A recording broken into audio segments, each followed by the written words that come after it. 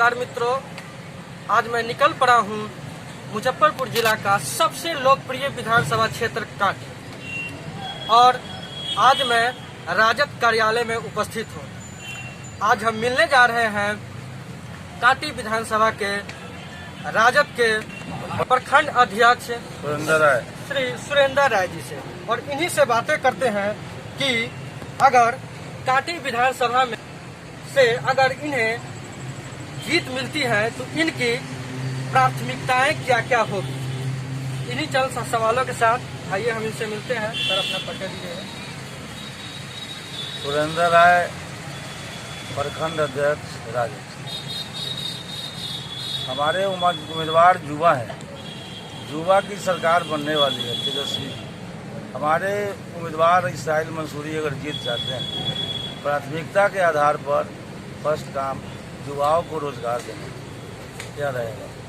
और कांटी के जितना भी युवा है, बिहार में जितने भी बहाली हमारे मुख्यमंत्री 10 लाख में का अनाउंसमेंट किए हैं, उसमें हमारे विधायक के माध्यम से कांटी के विधानसभा के युवाओं को अधिक से अधिक अब विधायक के माध्यम से हम जोड़ने का काम करेंगे और बहाली कराने का काम करेंगे। प्राथमिकता के आधार पर शिक्षा में सुधार की व्यवस्था प्रखंड में किया जाएगा, स्वास्थ्य में सुधार किया जाएगा, अंचल में सुधार किया जाएगा, थाने पर सुधार किया जाएगा। ये सब मेरी प्राथमिकता रहेगी।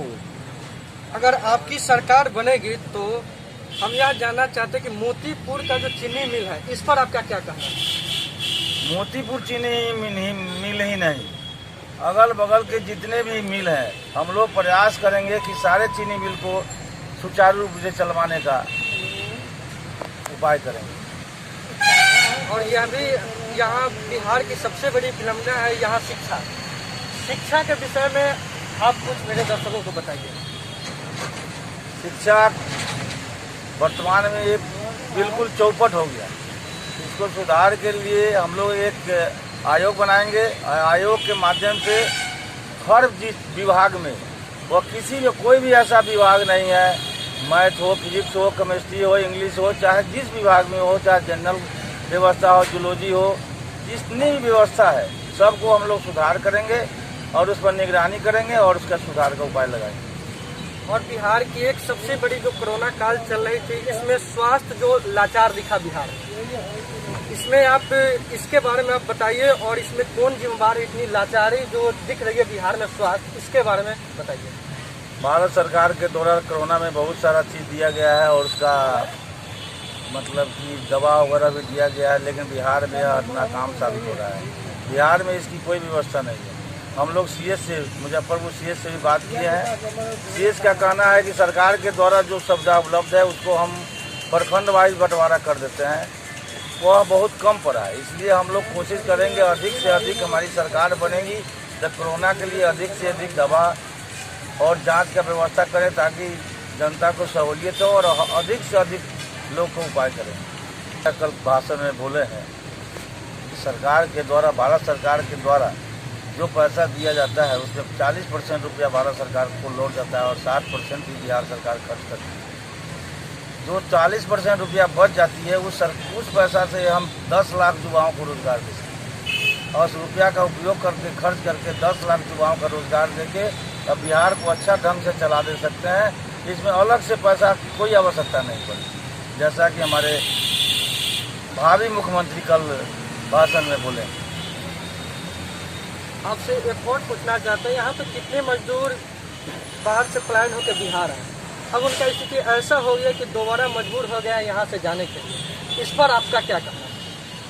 नई सरकार बनेगी, कुछ समय लगेगा, लेकिन हम लोग कोशिश करेंगे कि फैक्ट्री खोलें और काम में लगा दें। कितना किस प्रकार के आप क्या सोचते हैं, किस प्रकार का काम देने का आपके मन में विचार चल रहा है? ना वह मनरेगा जैसा कार्यक्रम भी जब हम लोग सोचेंगे चलाने का, हर पंचायत में कार्य मतलब रोजगार उपलब्ध कराने का करेंगे। उससे जो बचेगा, जो शिक्षित बेरोजगार हैं उनके लिए हम लोग इंडस्ट्री का व्यवस्था लगाने, कारखाना खोलने का काम करेंगे, जिससे उन लोगों का उपाय होगा।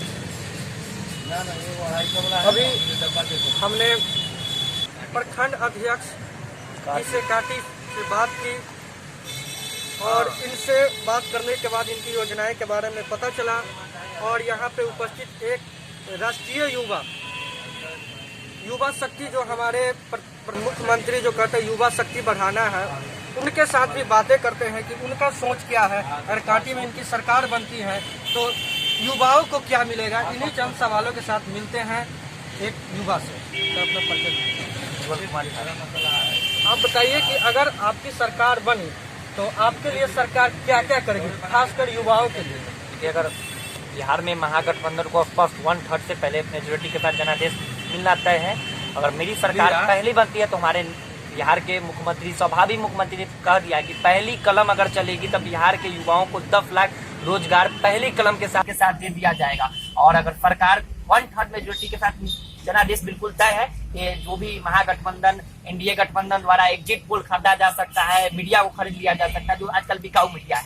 और अगर जैसे ही सरकार बनती है तो हमारे नेता स्वाभाविक मुख्यमंत्री तेजस्वी प्रसाद यादव ने कह दिया कि मेजोरिटी के साथ बिहार में कल कारखाने लगाए जाएंगे, फूड प्रोसेसिंग लिया जाए और नई नीति शिक्षा आयोग के साथ बैठाया जाएगा, और जिससे युवाओं को शिक्षित अपने मिट्टी पर रोजगार मिल सके, वो भी अपने भाइयों को मिल सके। इसके लिए हम काटी, अगर हमारी ही मिट्टी पर बिजली पैदा होता है, अगर हमी से आंख मिचौली किया जाता है, तो सबसे पहले अगर कांटी में महागठबंधन के नेतृत्व में अगर हम यहाँ से विधायक चुनकर बिहार विधानसभा में जाता है तो सबसे पहले कांटी विधानसभा के 5 किलोमीटर के एरिया में फ्री बिजली देने का जो बात कही गई थी 2011 में, उसको हम लोग 2020 में पूर्ण रूप कर बता देने का काम करेंगे। और बिहार के सबसे घटिया मुख्यमंत्री का दर्जा जिनको मिल चुका है नीतीश बाबू, कुर्सी के लिए आज कभी कांग्रेस के कंधे पर भी सवार थे, कभी बीजेपी के भी यार हुआ करते थे। इन्हीं का नारा था कि मिट्टी में मिल जाएंगे पर भाजपा के साथ नहीं जाएंगे, पर उनका वो जो कहते हैं तो वो नहीं करते हैं, पर उनका वो अपनी अपनी सोच होती है।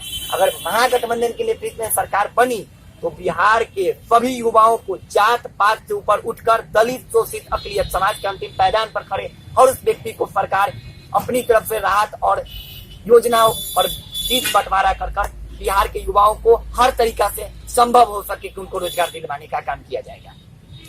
यहाँ पे बिहार की सबसे बड़ी विडंबना है बेरोजगारी।